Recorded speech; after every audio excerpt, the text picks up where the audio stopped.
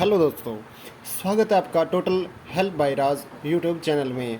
SSC से जुड़े सभी फॉर्म्स को ऑनलाइन किस तरह से भरा जाता है उसकी आज मैं आपको ये वीडियो देने वाला हूँ कि आपको जो रजिस्ट्रेशन करना है और पोस्ट अप्लाई करनी है वो किस तरह से यहाँ पर कर पाएंगे आप। तो सभी एसएससी फार्मों के लिए एक ही साइट है ssc.nic.in। तो इसके ऊपर हम आ गए हैं, मैं आपको लिंक दे दूँगा डिस्क्रिप्शन में, वहाँ से आप साइट पे जा सकते हैं। तो ये इस तरह से इसका होम पेज जो है वो आ जाता है। अगर आप पहले से ही रजिस्टर्ड हैं तो यहाँ पर आप आईडी पासवर्ड डालकर अपना लॉगिन कर सकते हैं। अगर आपने न्यू रजिस्ट्रेशन करना है तो यहाँ पर ये ऑप्शन दिया हुआ है न्यू रजिस्ट्रेशन का, तो यहाँ से न्यू रजिस्ट्रेशन हो जाएगा। तो अगर आपने पहले से ही किया हुआ है और आपको आईडी पासवर्ड याद नहीं है तो उसकी भी मैंने एक नीचे वीडियो का डिस्क्रिप्शन में लिंक दे दिया है, वहाँ से आप देख सकते हैं कि आईडी पासवर्ड किस तरह से फॉरगेट करना है। तो हम आज शुरू करते हैं नया रजिस्ट्रेशन। तो यहाँ पर न्यू रजिस्ट्रेशन के ऊपर हम क्लिक करेंगे तो यहाँ पर ये हमसे मांगेगा बेसिक डिटेल्स। तो ये फ़िल आउट हमें करनी है। तो किस तरह से फ़िल आउट करनी है यहाँ पर मैं आपको दिखा देता हूँ। ये मैंने फ़िल आउट कर दी ये डिटेल। सबसे पहले आपका आधार कार्ड यहाँ पर नंबर डालना है, जो भी आपका आधार कार्ड नंबर है वो आप अच्छी तरह से देखकर 2 बार यहाँ पर वेरीफाई करना होता है। फिर आपका नाम यहाँ पर जो 10th की डीएमसी के अंदर नाम है वही सेम टू सेम आपको यहाँ पर एंटर करना है, आपको गलती नहीं करनी। अगर आपने नाम चेंज किया है तो आप यहाँ पर यस करेंगे, अदरवाइज़ आप नो करेंगे। अगर चेंज किया तो यस करके यहाँ पर चेंज किया हुआ नाम यहाँ पर फिल आउट कर देंगे। अगर आपका फादर नेम, आपकी जो 10th की डीएमसी में फादर नेम जो है वो यहाँ पर फिल आउट कर देंगे। उसके बाद आपका मदर नेम, आपकी डेट ऑफ बर्थ और आपका बोर्ड, यानी कि आपने कौन से बोर्ड से 10th पास की है, 10th का यहाँ पर बोर्ड आएगा। उसके बाद 10th का जो रोल नंबर था वो आएगा और 10th कब पास करी है वो आएगा। फिर आपका मेल फीमेल जो भी आप हैं, तो उसके बाद यहाँ पर एजुकेशनल का लेवल, यानी कि आप 10th पास हैं, +2 पास हैं, डिप्लोमा होल्डर हैं या ग्रेजुएशन पास हैं। तो यहाँ पर मैं फ़िलहाल +2 बेस पे ये फॉर्म अप्लाई कर देता हूँ। तो इसके बाद आपका पर्सनल जो मोबाइल नंबर है वही आप एंटर करेंगे और साथ ही यहाँ पर ईमेल आईडी भी, आपकी जो पर्सनल ईमेल आईडी है वो एंटर कर देंगे। उसके बाद यहाँ पर परमानेंट एड्रेस का, यानी कि जो स्टेट आपका जहाँ पर आप रहते हैं परमानेंट एड्रेस है वहाँ का यहाँ पर आप स्टेट सेलेक्ट कर देंगे और इसके बाद आप करेंगे सब सेव। तो ये कह रहा है कि आप अच्छी तरह से अपना जो मोबाइल नंबर और ईमेल आईडी है वो अच्छी तरह से देख लीजिए ताकि आपको कोई दिक्कत ना आए। तो इसके बाद हम क्या करेंगे, कंफर्म। तो यहाँ पर आगे आपकी बेसिक डिटेल सेव्ड हो गई है। ये जो टेम्परेरी रजिस्ट्रेशन नंबर अभी आपको मिला है वो 14 दिन तक आपका टेम्परेरी रजिस्ट्रेशन रहेगा अगर आप एक्टिवेट नहीं करते हैं। तो हम किस तरह से एक्टिवेट करते हैं वो भी मैं आपको बता देता हूँ। ये आ गया हमारे पास स्क्रीन के ऊपर हमारा रजिस्ट्रेशन नंबर, तो इसे हम कर लेंगे नोट। तो नोट करने के बाद हम ओके पे क्लिक करेंगे।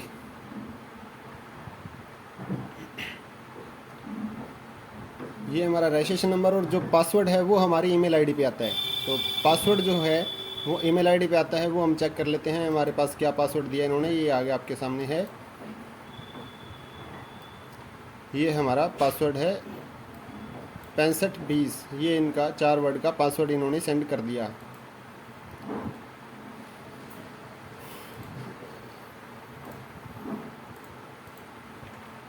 तो अब हम लॉगिन का प्रोसेस आगे करेंगे।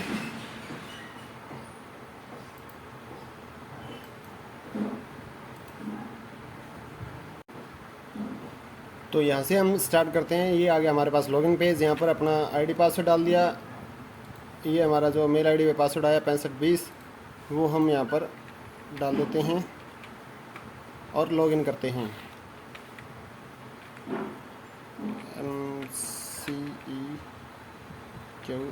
तो ये कैप्चा यहाँ पर होता है, तो ये यहाँ पर डालकर लॉगिन पे क्लिक करते हैं। कई बार ये साइट में थोड़ा सा प्रॉब्लम होती है तो ये लॉगिन होता नहीं है, तो दोबारा से फिर से ट्राई करते हैं इसको। 6520 और एसएससी साइट से जुड़ी कोई भी आपको परेशानी हो, कोई भी दिक्कत आए तो उसके लिए भी आप कमेंट कर सकते हैं। वैसे मैंने काफ़ी सारी वीडियोस के लिंक यहाँ पर नीचे डिस्क्रिप्शन में दे दिए हैं, लॉगिन क्यों नहीं हो रहा या फिर ऑलरेडी रजिस्टर्ड दिखा रहा है, तो वो सारी वीडियोस भी मैंने सोल्व करके दे दी है। तो ये हो गया हमारा लॉगिन।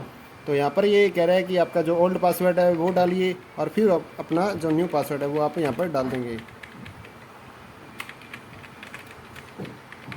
तो न्यू पासवर्ड डालेंगे और इसको सबमिट करेंगे। न्यू पासवर्ड वही डालिए जो आपको याद रह जाए। तो ये हो गया पासवर्ड चेंज सक्सेसफुली। अब हम दोबारा से फिर लॉगिन करेंगे अपने नए पासवर्ड के साथ। तो हमारी जो एसएससी की आईडी है वो बन चुकी है। अब हम आगे रजिस्ट्रेशन का जो प्रोसेस है वो कंप्लीट करेंगे। ये हमारा फर्स्ट स्टेप हमने कंप्लीट कर दिया था।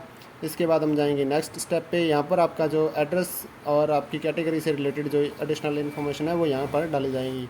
तो कैटेगरी आपकी जो जनरल एससीबीसी जो भी आप कैटेगरी है आपकी वो यहाँ पर फिल आउट कर देंगे। मैं ओबीसी हूँ तो ओबीसी सिलेक्ट कर रहा हूँ।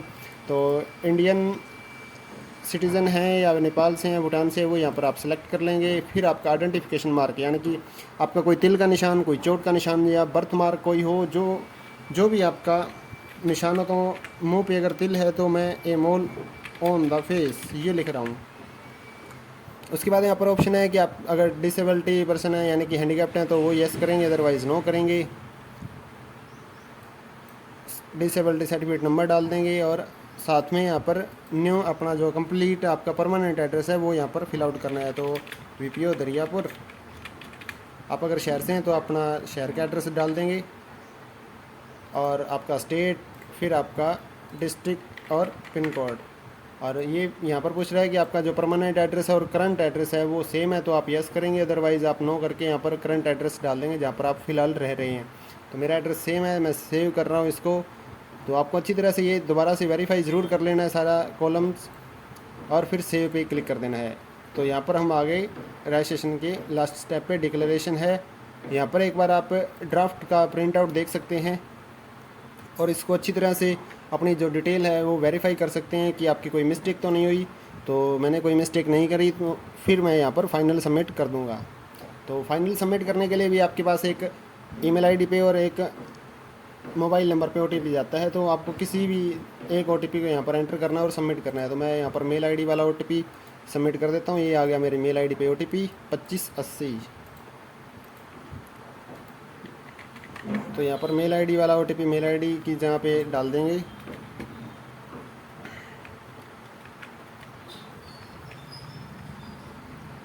और सबमिट पे क्लिक करेंगे।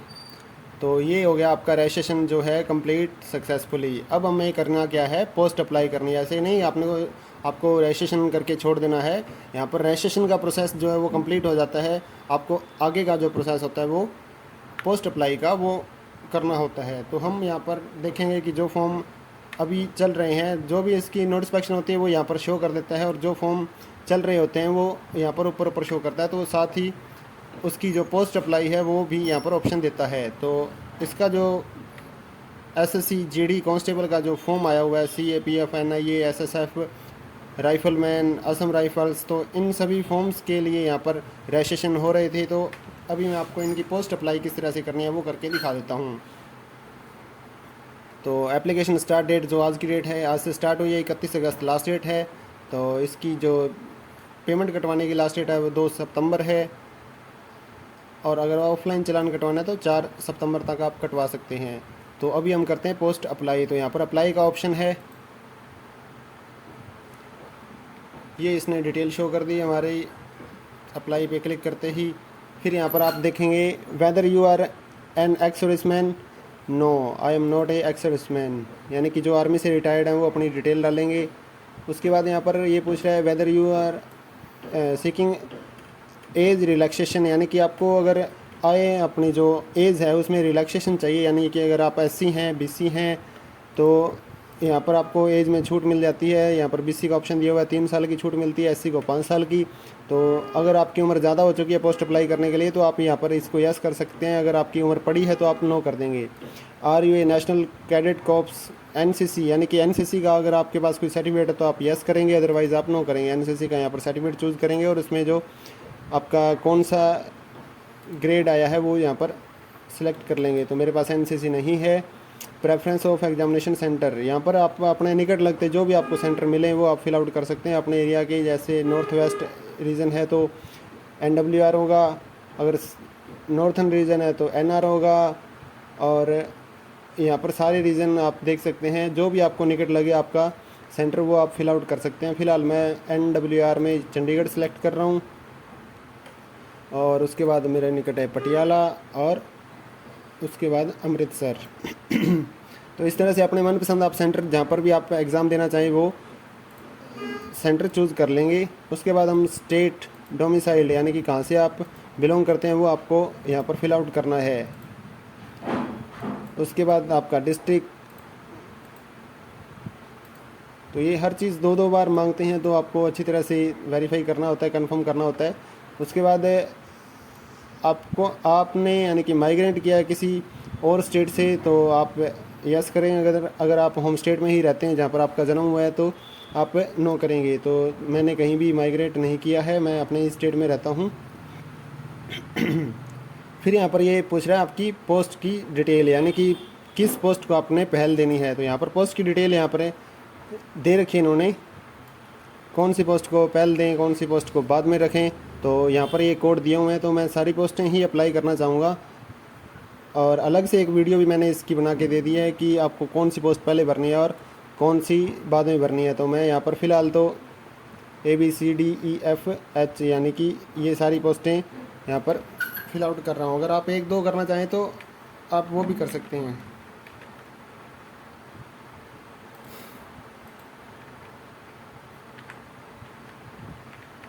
इस तरह से आप दो बार इसको फिल आउट कर देंगे तो सारी पोस्टें आपकी अप्लाई हो जाएंगी। यहाँ आपको किस पोस्ट को पहल देना है वो सारी एक नई वीडियो बनाकर मैंने पोस्ट प्रेफरेंस की SSC फॉर्म के लिए नीचे डाल दिया डिस्क्रिप्शन में लिंक, तो वहाँ से आप कंफर्म कर सकते हैं आपको कौन सी पोस्ट अप्लाई करनी है। तो वो आपके लिए बेटर रहेगा, एक बार वो वीडियो ज़रूर देख लें अप्लाई करने से पहले। फिर हम यहाँ पर डालेंगे हाईएस्ट क्वालिफ़िकेशन। तो आपकी जो हाईएस्ट क्वालिफ़िकेशन है वो आप फिल आउट कर देंगे। मैंने +2 पास की है तो यहाँ पर +2 पास कर रहा हूँ मैं। अगर आपकी 10th है तो आप 10th भी कर सकते हैं। उसके बाद यहाँ पर ये डिटेल्स ऑफ एजुकेशनल क्वालिफ़िकेशन, यानी कि इस फॉर्म के लिए क्या एलिजिबिलिटी है। इसमें 10th एलिजिबिलिटी तो यहाँ पर 10th स्टैंडर्ड यहाँ पर सेलेक्ट कर देंगे। और मैंने पास कर लिया 2019 में भिवानी बोर्ड से। यहाँ पर उसका रोल नंबर आया हुआ है। फिर मेरे को यहाँ पर डाल देनी है उसकी परसेंटेज। तो परसेंटेज डालने के बाद यहाँ पर हम नेक्स्ट स्टेप पे जाएंगे। ये अगर आपका CBSE वगैरह से या CGP है तो आप CGP डालेंगे, परसेंटेज नहीं डालेंगे। तो do you want to make your personal information available accessing job opportunities. तो यहाँ पर ये पूछ रहा है कि आपकी जो पर्सनल इन्फॉर्मेशन है हम दूसरे जो डिपार्टमेंट है उनके साथ भी शेयर करें आपकी जॉब के लिए, तो यस कर देंगे। आपको ये नो नहीं करना है, क्योंकि आप शेयर तो करना ही चाहेंगे तभी आपकी जॉब मिलेगी आपको। तो यहाँ पर आप यस कर देंगे। फिर यहाँ पर आ गया आपका फ़ोटो। तो फ़ोटो अपलोड जो करना है उसकी भी मैंने एक वीडियो बना दिया कि आपको क्रॉप कैसे करना है और किस तरह से बनाना है ये फ़ोटो और क्या क्या उसमें रिक्रूटमेंट होती है। तो फ़ोटो बनाने का तरीका मैंने वीडियो में एक में समझा दिया है। फ़िलहाल मैं आपको यहाँ पर भी थोड़ा सा बता देता हूँ कि किस तरह की आपको फ़ोटो अपलोड करनी होती है। यहाँ पर साफ साफ वैसे लिखा हुआ भी है, upload photo with date printed on it, यानी कि आपकी जो फ़ोटो है उसके ऊपर आपकी जो डेट है वो लिखी हुई होनी चाहिए।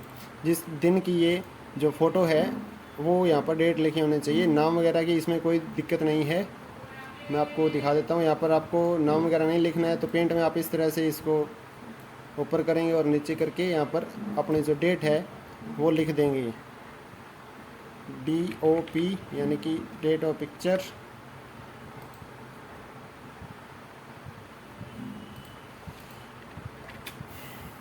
सत्रह 7/2021। तो इस तरह से आप डेट ऑफ पिक्चर यहाँ पर एंटर कर देंगे। तो ये हमारी डेट यहाँ पर आ गई है। तो इस तरह का आपको फ़ोटो अपलोड करना है, वो मैं अपलोड करके दिखा देता हूँ आपको।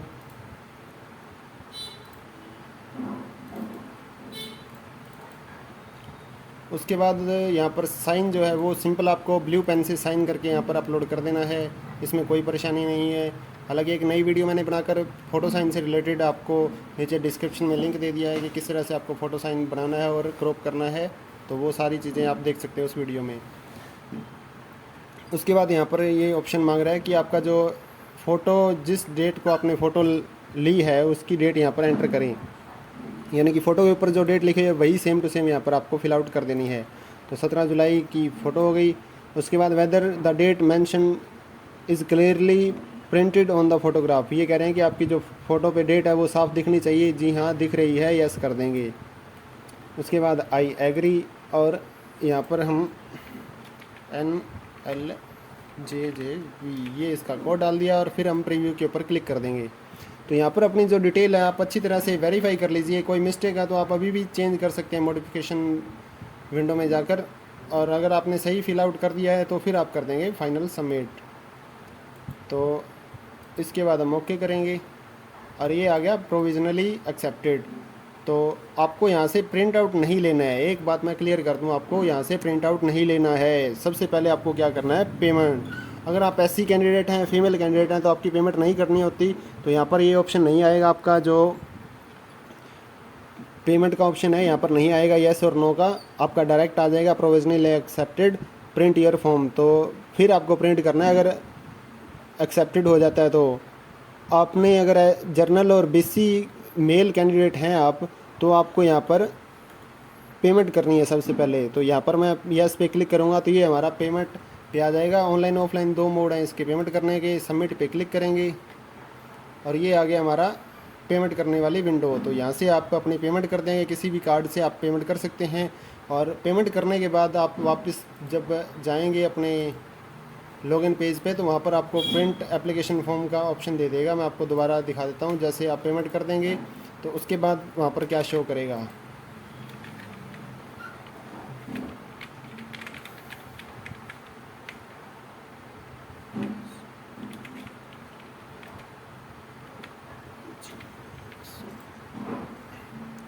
तो पेमेंट करने के बाद आपका जो यहाँ पर प्रिंट का ऑप्शन है, इसके ऊपर आप क्लिक करेंगे तो आपका जो प्रिंट आउट आ जाएगा। पेमेंट करने के बाद ही ये आपको फॉर्म प्रिंट करना है। और ध्यान रखना है एक चीज़ कि एप्लीकेशन इज़ कंप्लीट लिखा हुआ होना चाहिए। मैंने यहाँ पर पेमेंट नहीं की है तो इसलिए अनकम्प्लीट लिखा हुआ है।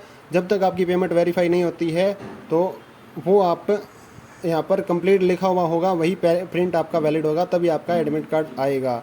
तो पेमेंट का जो स्टेटस है, अगर फेल्ड हो जाती है उसका क्या करना होता है, डबल वेरिफिकेशन क्या करनी होती है, तो वो सारी चीज़ें भी मैंने एक वीडियो में डाल दी है। तो आपकी अगर पेमेंट फेल होती है तो आपको क्या करना है, वो सारी चीज़ें मैंने आपको वीडियो में बता दी हैं, तो वो भी आप चेक कर सकते हैं।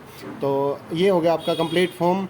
तो इसी तरह की और वीडियोस के लिए मेरे चैनल को कर लीजिए सब्सक्राइब, और इस वीडियो को अपने दोस्तों के साथ और अपने व्हाट्सएप ग्रुपों में भी ज़्यादा से ज़्यादा शेयर करिए, ताकि सभी के पास ये इन्फॉर्मेशन पहुंच सके और सभी अपना फॉर्म जल्दी से जल्दी भर सकें। आपको लेट नहीं करना है, धीरे धीरे ये साइट बिजी होती जाएगी और फिर ये आपको आप फॉर्म अप्लाई ही नहीं होगा। तो आप जल्द से जल्द अपना फॉर्म अप्लाई कर दीजिए। थैंक यू दोस्तों, जय हिंद।